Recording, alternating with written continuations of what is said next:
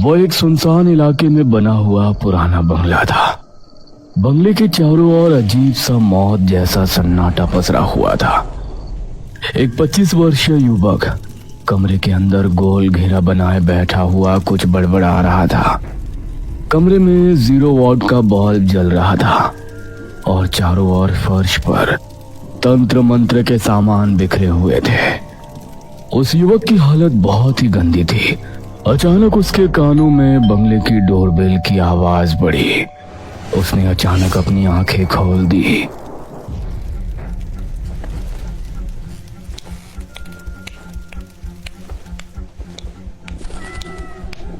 और उठकर सीधा बंगले का मुख्य दरवाजा खोल दिया।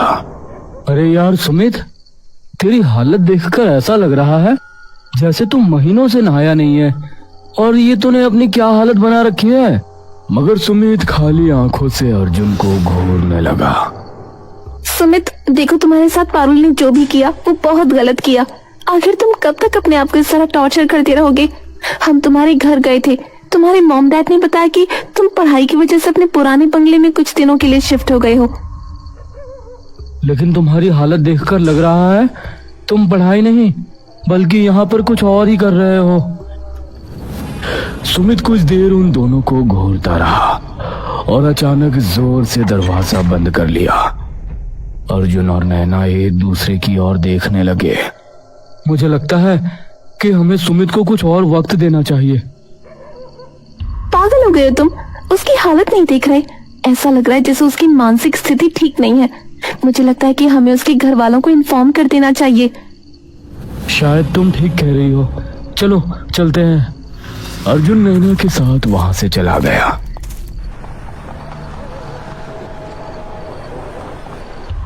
इधर सुमित दोबारा उस कमरे में आकर बैठ गया। वो एक टेबल के पास गया और एक लड़की की तस्वीर उठाई। अचानक उस तस्वीर को देखकर उसकी आंखों में नफरत के भाव झलकने लगे। तुम चाहे कितने भी अमीर बाप की औलाद क्यों ना हो पारुल, लेकिन तुम्हें मेरे साथ किए गए धोखे की सजा भुगतनी ही होगी।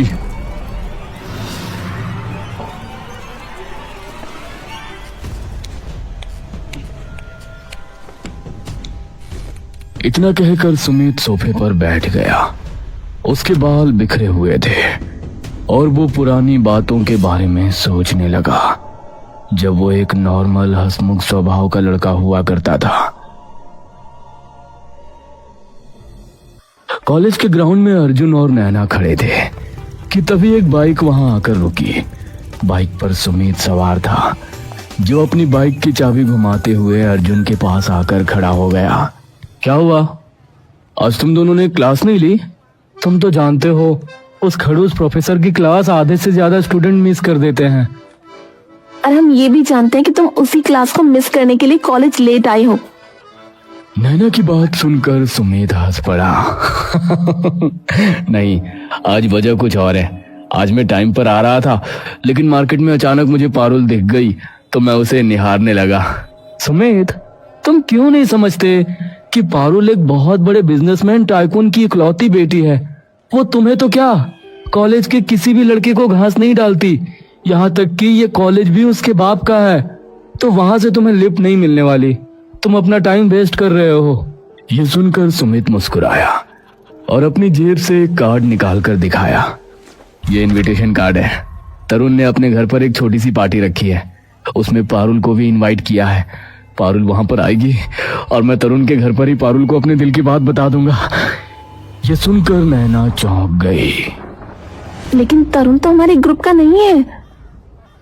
जानता हूँ, लेकिन जैसे ही मुझे पता लगा कि तरुण अपने घर पर छोटी सी पार्टी रखा है और उसमें पारुल को भी इनवाइट किया है, मैंने उससे दोस्ती कर ली अपने नोट्स देकर, और साथ ही ये भी कह दिया कि पार्टी में मेरे साथ मेरे दोस्त नैना और अर्जुन भी आएंगे। अर्जुन हंस पड़ा।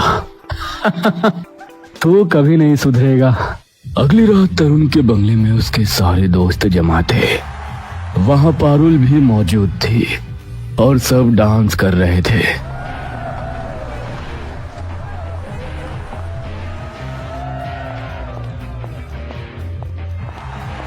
तभी अर्जुन अपने दोस्तों के साथ वहां पहुंचा। मेरे दोस्त, मुझे यकीन था कि तुम जरूर आओगे। लिसन माय ऑल फ्रेंड्स, ये है मेरे नए दोस्त सुमित, जिसने मुझे एग्जाम के लिए अपने सारे नोट्स दिए हैं। अब एंजॉय द पार्टी। सुमित की नजर पारुल पर जमी हुई थी। कुछ देर बाद सुमित पारुल के पास पहुंचा। मैं तुमसे एक बात कहना चाहता हूँ। हाँ बोलो, क्या बात है? पारुल, अब आई लव यू ये कहने की ना जाने कब से कोशिश कर रहा था, लेकिन हिम्मत नहीं जुटा पा रहा था। यह सुनकर पारुल ने एक जोरदार चांटा सुमित के गाल पर जड़ दिया। अचानक म्यूजिक बंद हो गया और सभी दोस्तों की नजरें पारुल और सुमित की ओर टिक गई। मुझे आई लव यू कहने से पहले अपने और मेरे औकात का फासला तो नाप लिया होता।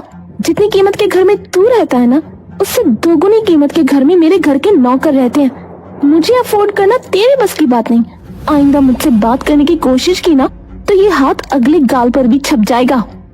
आखिर तुम्हें थर्ड क्लास लोगों को अपनी पार्टी में बुलाने की क्या जरूरत थी? सारा मूड खराब कर दिया।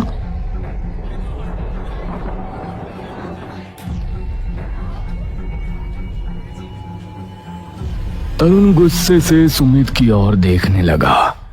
सुमित को अपनी बहुत ज्यादा इंसल्ट महसूस हुई और वो गुस्से से तरुण के घर से बाहर निकल गया।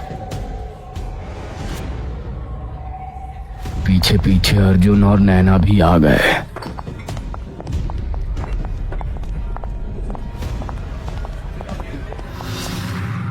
सुमित, मुझे पहले से ही पता था कि ऐसा ही कुछ होगा, इसलिए मैं तुझे मना कर रहा था।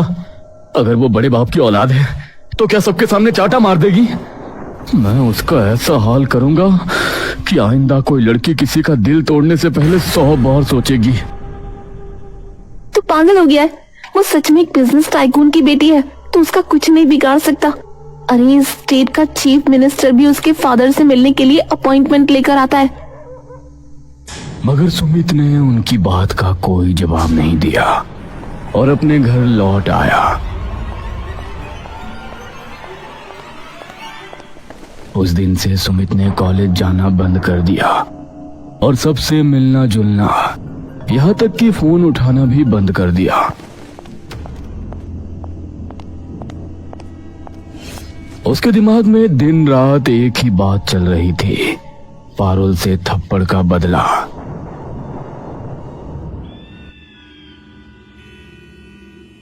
एक दिन सुमित लैपटॉप में कुछ देख रहा था कि तभी उसकी नजर एक वीडियो पर पड़ी, कर्ण पिशाचनी। सुमित ने तुरंत वो वीडियो ओपन किया और कर्ण पिशाचनी के बारे में गौर से सुनने लगा। कर्ण पिशाचनी को जिसने सिद्ध कर लिया वो अपने मन की सारी इच्छाएं पूरी कर सकता है। कर्ण पिशाचनी केवल सिद्ध करने वालों को ही दिखाई देती है और उसकी हर इच्छा पूरी करती है, यहाँ तक कि वो आपकी जीवन संगिनी की तरह आपका साथ देगी, आपकी हर बात मानेगी। लेकिन इसे सिद्ध करना आसान नहीं है। पुष्कर घाट में सैकड़ों ऐसे अघोरी हैं जिनके पास कर्ण पिशाचनी सिद्ध करने की प्राचीन किताबें और गुप्त ज्ञान है। यह सुनकर सुमित के दिमाग में एक नई योजना आ गई। उसने तुरंत अपना लैपटॉप बंद किया।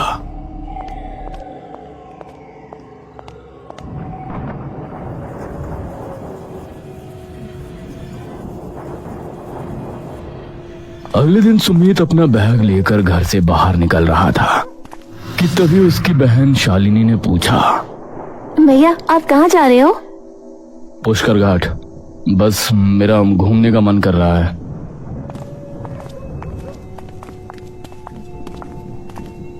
इतना कहकर सुमित अपनी कार लेकर निकल गया।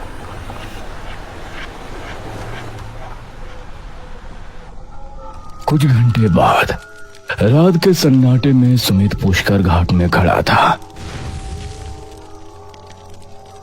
तभी उसे एक अघोरी दिखाई दिया। सुमित धीरे धीरे कदम बढ़ाकर उसके पास गया। क्या हुआ? तुझे शमशान घाट में डर नहीं लगता? चला जा। रात के समय यहाँ कोई रुकना पसंद नहीं करता। मैं यहाँ पर कुछ पता करने आया हूँ। क्या पता करने आया है? मैं कर्ण पिशाचिनी को सिद्ध करना चाहता हूँ। ये सुनकर अघोरी की आंखों में अजीब सा डर दिखाई दिया। ऐसा सोचना भी मत, तू नहीं जानता, कर्ण पिशाचिनी सुनने में बहुत अच्छी लगती है, लेकिन इसे सिद्ध करना आसान नहीं होता। सिद्ध करने वाले को इस पूरे ब्रह्मांड की सबसे कठिन परीक्षा देनी होती है, तभी कर्ण पिशाचिनी उसके सामने आती है। परंतु वो जिस किसी के जीवन में आती है उसका जीवन नरक बन जाता है। लौट जा। तभी सुमित की नजर अघोरी के बगल में रखी हुई एक किताब पर पड़ी जो बहुत प्राचीन लग रही थी। सुमित ने तुरंत वो किताब उठा ली। मेरी किताब वापस कर। लेकिन सुमित रात के सन्नाटे में सीधा दौड़ पड़ा। अघोरी की आवाज उसके कानों में गूंज रही थी। किताब वापस कर दे मूर्ख, तू नहीं जानता कर्ण पिशाचिनी कितनी खतरनाक होती है। उस दुनिया के दरवाजे मत खटखटा, वहां से कोई वापस नहीं आया। मगर सुमित की आंखों में केवल पारुल के लिए नफरत थी। वो अपनी कार में बैठा और सीधा अपने घर लौट आया।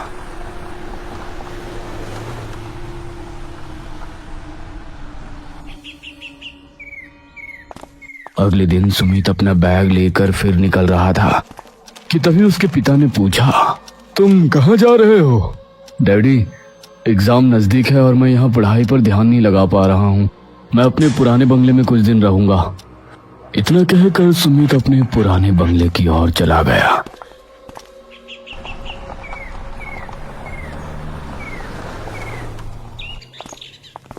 सुमित पुराने बंगले में पहुंच गया।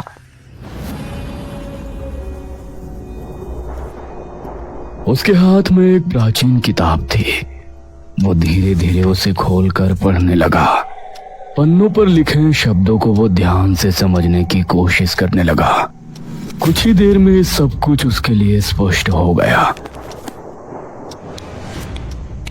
सुमित कमरे में गया, जमीन पर गोल घेरा बनाया और आंखें बंद कर तंत्र मंत्र जैसा जाप करने लगा। यह कर्ण पिशाचिनी की सिद्धि की क्रिया थी। 2 रात बीत चुकी थी। भूख और प्यास से सुमित के होठ सूख चुके थे, लेकिन उसने क्रिया नहीं तोड़ी थी। आज कर्ण पिशाचिनी की सिद्धि का अंतिम दिन था। 10 दिनों से लगातार भूखा प्यासा रहने और कड़ी तपस्या के कारण उसकी हालत दयनीय और डरावनी हो चुकी थी। उसके कपड़ों से भयानक बदबू आ रही थी। सुमित की नजर जब घड़ी पर पड़ी, रात के 11 बजे थे।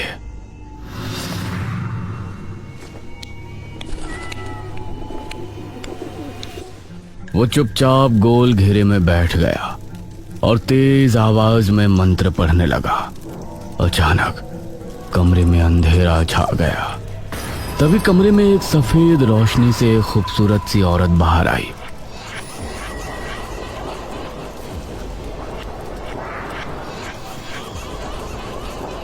आखिर तुम मुझे अपने पास बुलाने में कामयाब हो ही गए।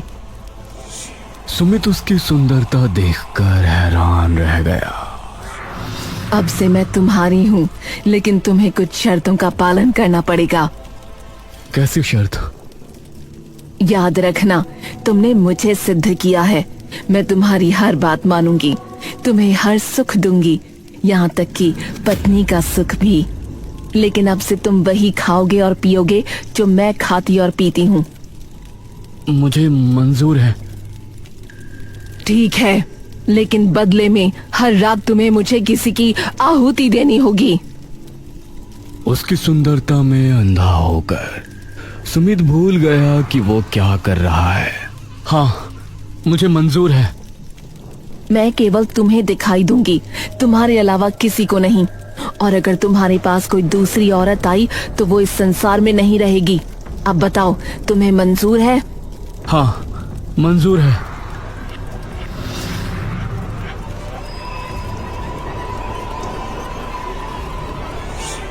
कर्ण पिशाचिनी अचानक उसके गले लग गई। सुमित के मन में अजीब सा तूफान उठने लगा, लेकिन उसने खुद को संभाल लिया। क्या हुआ? क्या तुम मुझे नहीं चाहते? चाहता हूं, पर उससे पहले तुम्हें मेरे लिए कुछ करना पड़ेगा। क्या?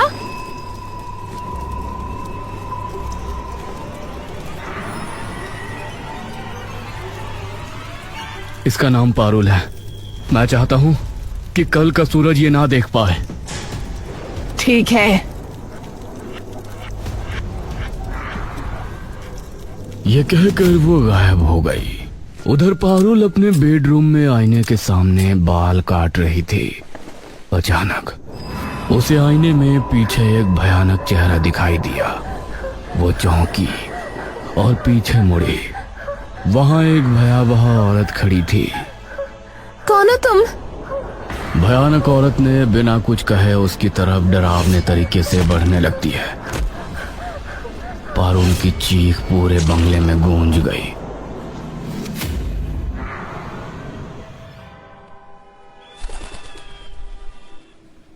लगातार 11 रातों से जागते जागते थका हुआ सुमित गहरी नींद में था। तभी एक मधुर आवाज उसके कानों में पड़ी। उठो सुमित। सुमित ने आंखें खोली। वो उसके सामने बैठी थी। तुम्हें पता है पारुल अब इस दुनिया में नहीं है।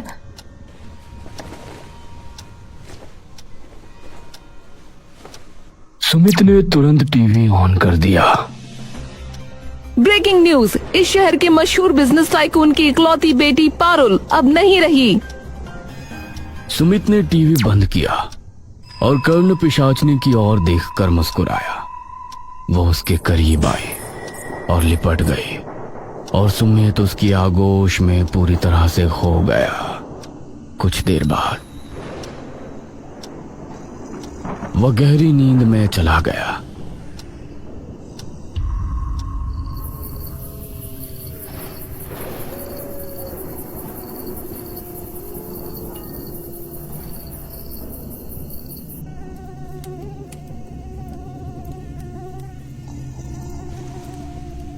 सुमित उठकर पागलों की तरह इधर उधर देखने लगा। कमरे में हर तरफ सन्नाटा था, पर उसके कानों में वही डरावनी मोहक आवाज गूंजी। तुमने वादा किया था हर रोज आहुति दोगे, जाओ भी। सुमित की आंखें फैल जाती हैं, उसकी सांसें तेज हो जाती हैं। वो सम्मोहित सा खड़ा हो जाता है। वो उठ खड़ा हुआ।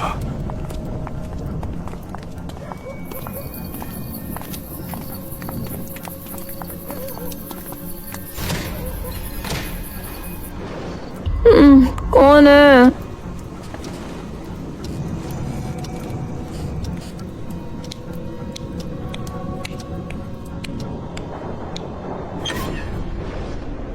दरवाजा खोलते ही सामने सुमित खड़ा है। चेहरा गंदगी से सना हुआ, आंखों में पागलपन, बाल बिखरे, होठ सूखे हुए और फटे हुए। सुमित, ये क्या हाल बना रखा है? कब से फोन कर रहे हैं तुझे, तो उठा क्यों नहीं रहा? अचानक सुमित एक जंगली जानवर की तरह उसकी तरफ देखता है।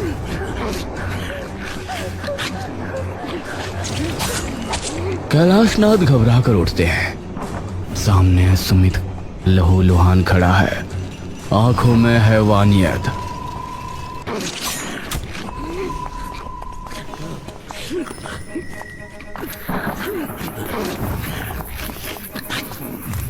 सुमित एक बैग लेकर कमरे में आता है, उसे बेड पर फेंक देता है। धीरे धीरे एक सुंदर स्त्री प्रकट होती है, वही कर्ण पिशाचिनी। उसकी आंखों में ठंडी चमक, होठों पर हल्की मुस्कान। तुमने अपना वादा पूरा किया, मैं थोड़ी देर में वापस आऊंगी। सुमित पागलों की तरह सिर हिलाता है और कर्ण पिशाचिनी वो बैग ले धीरे से वहां से गायब हो जाती है।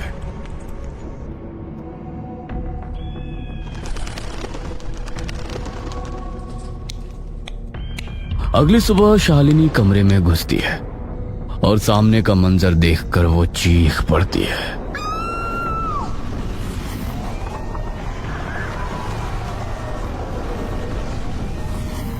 पुलिस और मोहल्ले के लोग जमा हो जाते हैं। शालिनी सुमित का फोन बार बार मिलाती है लेकिन ऑफ आता है।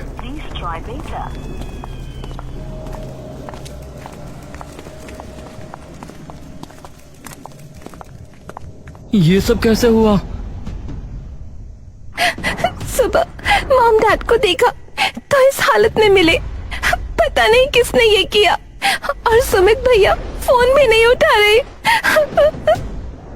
मुझे लगता है हमें सुमित के पुराने बंगले में जाना होगा।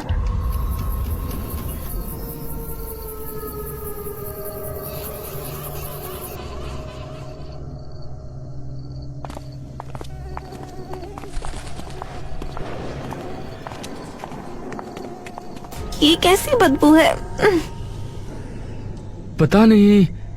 सुमित, सुमित। कोई जवाब नहीं। वे एक कमरे में घुसते हैं जहां सुमित बेजार हालत में अकेला किसी से बात कर रहा होता है। भैया ये क्या कर लिया आपने और आप किससे बात कर रहे हो? सुमित बड़बड़ाता है। अचानक उसके कानों में फिर वही आवाज। ये तीनों खड़े हैं, मुझे ये चाहिए अभी। नहीं, ये मेरी बहन और दोस्त है, मैं नहीं मार सकता। अर्जुन डर से एक कदम पीछे हटता है। सुमित, तू किससे बात कर रहा है? अचानक कमरे की लाइट फटकर बुझ जाती है। धुएं के बीच कर्ण पिशाचनी का असली भयानक रूप सामने आता है। लंबी काली जीभ, लाल जलती आंखें।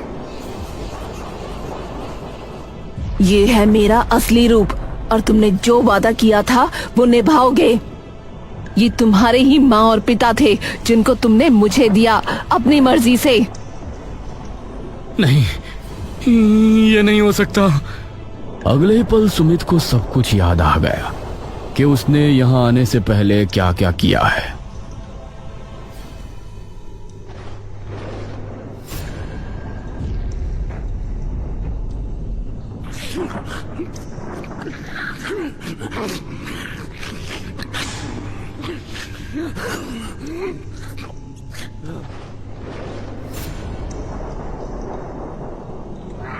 हाँ, ऐसा ही हुआ है। सुमित की आंखों से आंसू बहने लगे। ये क्या कर दिया मैंने? कर्ण पिशाचिनी जिसकी जिंदगी में आ जाती है उसके जीवन में सिर्फ उसका आदेश चलता है। आदेश का पालन करो।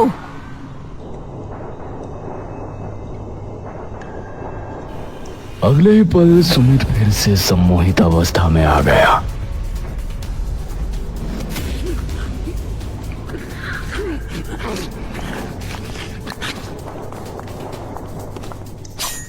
अपने दोस्त अर्जुन और नैना की ओर बढ़ने लगा। सुमित के पागलों जैसी हरकतों से घबराकर नैना और अर्जुन चीखते हुए उस बंगले से भाग निकले।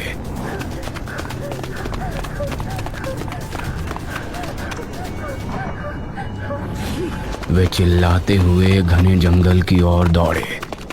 वे जंगल में एक बड़े पेड़ के पीछे छिप गए। सांसों की आवाज एकदम दबाने लगे। तभी दूर से उनके सामने एक लंबा झाड़ झंखाड़ों से ढका हुआ व्यक्ति आता दिखा। वह वही अघोरी था जिससे सुमित कर्ण पिशाचनी की प्राचीन किताब चुराकर भागा था। तुम दोनों यहाँ क्या कर रहे हो? इस वक्त जंगल में इतनी डर के साथ? अर्जुन कांपते हुए सब कुछ अघोरी को बताता है। समझ गया। इतना बोलकर अघोरी ने गंभीर होकर उनके पास एक माला निकाली। यह माला तुम्हारे जीवन की रक्षा करेगी। फिलहाल इस शहर को छोड़ दें।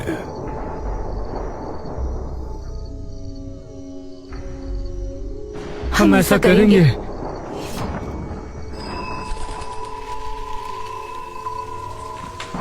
अघोरी सुमित के बंगले में पहुंचा।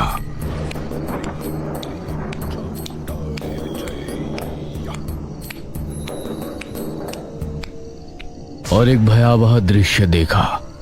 सुमित का शरीर सूखा, बेजान और उसकी आंखें लाल। सुमित, यह कर्ण पिशाचनी हर रोज तुम्हारी शरीर की रूह चूस रही है। वो तुम्हारी जीवन शक्ति को निगल रही है। मैं यह सब कुछ रोकना चाहता हूँ। तुझसे मैंने कहा था कि कर्ण पिशाचनी जिसकी जिंदगी में आ जाती है उसका जीवन नर्क हो जाता है। अघोरी ने लाल पाउडर से कमरे के फर्श पर एक विशाल यंत्र बना दिया। उसके चारों कोनों पर काले दिए जलाए जिनकी लौ नीली हो चुकी थी। वह तेज स्वर में मंत्र पढ़ने लगा। हर शब्द के साथ कमरा कांपने लगा। तभी दीवार से एक काली परछाई अलग हुई। उसका चमकता चेहरा, आंखें लाल। कर्ण पिशाचनी हवा में तैरते हुए अघोरी के सामने आ गई। अघोरी, सुमिता मेरा है। नहीं, तेरी प्यास ने उसे अधमरा कर दिया है। अब लौट जा। पिशाचनी ने कान फाड़ चीख मारी। कमरे की खिड़कियां फट पड़ी, दिए बुझने लगे। लेकिन अघोरी ने मंत्र और तेज कर दिए। पिशाचनी ने अपनी लंबी सांप जैसी जीभ अघोरी की ओर बढ़ाई, लेकिन त्रिशूल की नोक से टकराते ही वो पीछे हट गई। अचानक उसने झपटा मारा और अघोरी को अपनी पकड़ में जकड़ लिया।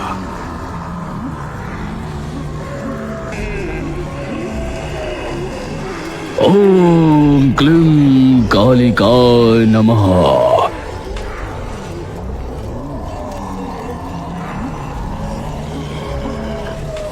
उसके शब्द बिजली की तरह गूंजे। पिशाचनी पीछे उछल गई, लेकिन उसकी आंखें और गुस्से से धधक गई। उसने सुमित की ओर हाथ बढ़ाया, पर यंत्र की लाल रेखाओं ने उसके हाथों को पीछे झटका दिया। तुम मुझे बांध नहीं सकते। बांधना नहीं, विदा करना है। अघोरी ने तांबे के पात्र में काला तेल डाला और उसमें लाल धागा जलाया।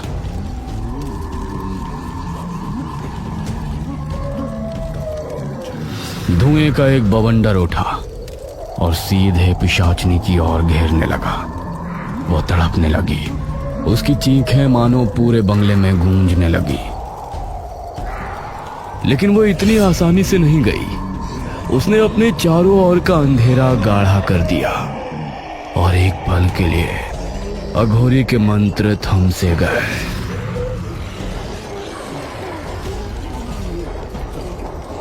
जैसे ही मंत्र गूंजा, यंत्र से उठी अग्नि ने पिशाचनी के पूरे अस्तित्व को धुंधला कर दिया और वो धुएं के भंवर में समा गई। कमरे में अब सिर्फ सन्नाटा था। अघोरी पसीने में भीगा पड़ा था, लेकिन उसकी आंखें शांत थी। सुमित रो रहा था। उसकी सांसें टूट टूट कर आ रही थी। मैंने अपने ही माता पिता और बहन को मार दिया। मैं अकेला रह गया।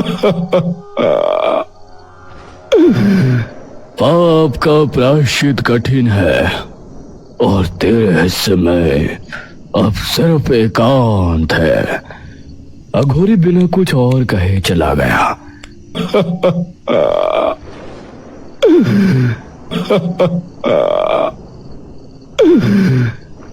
सुमित उसी अंधेरे बंगले में अकेला रह गया, जहां हर दीवार उसके गुनाहों की गवाही दे रही थी।